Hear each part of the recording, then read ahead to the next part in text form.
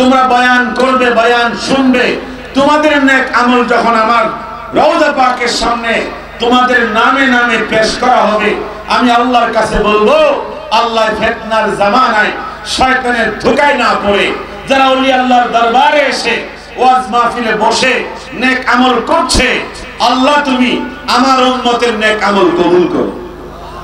আপনারা বলেন আমার নবীর দোয়া কবুল হবে কি হবে না? সবাই জবান খুলে কোন হবে কি হবে না? নবীজি বলেছেন, ফালাম্মা রাআইতু খায়রান হামিদতুল্লাহ, নেক আমল যখন দেখব রওজা পাক থেকে আল্লাহ পাকের প্রশংসা করব। ওয়ালাম্মা রাআইতু শাররা, উম্মত যখন গুনাহ করবে, পাপের কাজ করবে, আমি রওজা পাক থেকে উম্মতের গুনাহের সংবাদ, গুনাহের খবর পেয়ে যাব। আল্লাহ পাকের কাছে হাত তুলে বলবো, আল্লাহ আমার উম্মত ধোঁকায় পড়েছে শয়তানের, উম্মতকে মাফ করে দাও। বলেন তো আমার নবী মাফ চাইলে আমাদের ক্ষমা হবে কি হবে না? একটু হাত তুলে কর হবে কি হবে না? জবান খুলে কর হবে কি হবে না? আপনার আমার সার্টিফিকেট, আপনার আমার এলেম, আপনার আমার জ্ঞান মৃত্যুর সাথেই শেষ হয়ে যায়, কথা কোন ঠিক কিনা? কিন্তু আমার সাথে, আমাদের সাথে আমাদের নবীর পার্থক্য কোন জায়গায়? নবীজি ইন্তেকাল করলে, নবীজি ইন্তেকালের পরে রওজা পাকে ওই পরিমাণ এলেম ভান্ডার নিয়ে কিয়ামত পর্যন্ত রওজা পাকে থাকবেন যেই পরিমাণ এলেম ভান্ডার আল্লাহ পাক তার নবীকে দুনিয়া দান করেছে। একটু জোরে বলেন না সুবহানাল্লাহ। আমি একখানা হাদিস শরীফ আপনাদের সামনে বললে আরো পরিষ্কার হবে, আরো স্পষ্ট হবে।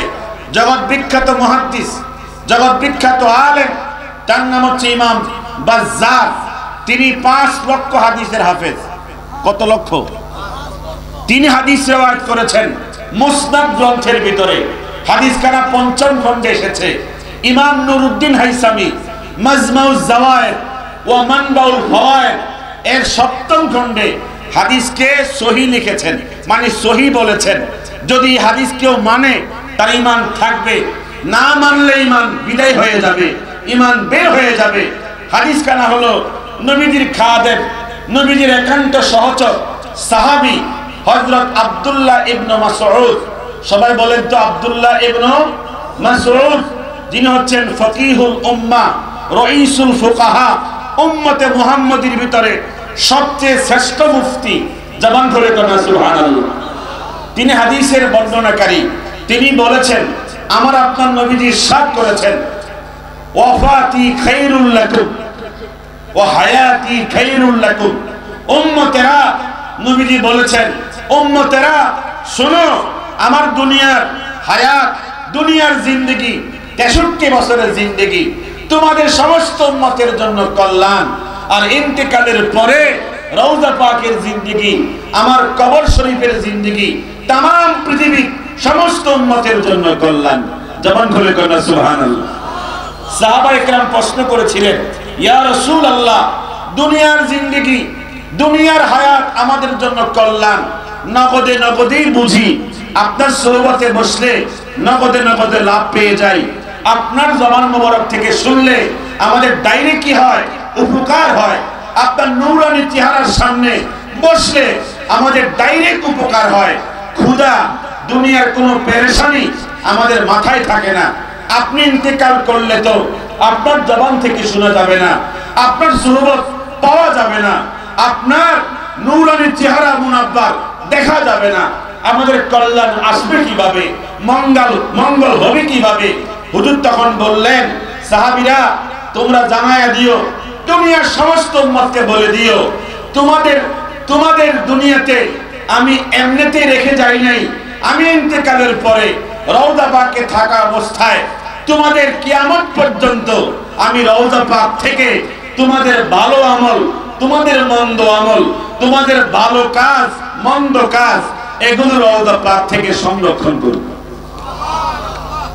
হুজুর বলেছেন, ফালাম্মা রাআইতু খায়রা, তোমরা নেক আমল করবে, ভালো আমল করবে, বান্দাকে রিসালাত সব মাহফিলে আসবে, তোমরা বয়ান করবে, বয়ান শুনবে, তোমাদের নেক আমল যখন আমার রওজা পাকের সামনে তোমাদের নামে নামে পেশ করা হবে, আমি আল্লাহর কাছে বলবো, আল্লাহ ফিতনার জামানায় শয়তানের ধোঁকায় না পড়ে যারা ওলি আল্লাহর দরবারে এসে ওয়াজ মাহফিলে বসে নেক আমল করছে, আল্লাহ তুমি আমার উম্মতের নেক আমল কবুল করো। আপনারা বলেন আমার নবীর দোয়া কবুল হবে কি হবে না? সবাই জবান খুলে কোন হবে কি হবে না? নবীজি বলেছেন ফালাম্মা রাআইতু খায়রান হামিদুল্লাহ, নেক আমল যখন দেখব রওজা পাক থেকে আল্লাহ পাকের প্রশংসা করব। ওয়ালাম্মা রাআইতু শাররা, উম্মত যখন গুনাহ করবে, পাপের কাজ করবে, আমি রওজা পাক থেকে উম্মতের গুনাহের সংবাদ, গুনাহের খবর পেয়ে যাব। আল্লাহ পাকের কাছে হাত তুলে বলবো, আল্লাহ আমার উম্মত ধোঁকায় পড়েছে শয়তানের, উম্মতকে মাফ করে দাও। বলেন তো আমার নবী মাফ চাইলে আমাদের ক্ষমা হবে কি হবে না? একটু হাত তুলে কর হবে কি হবে না? জবান খুলে কর হবে কি হবে না?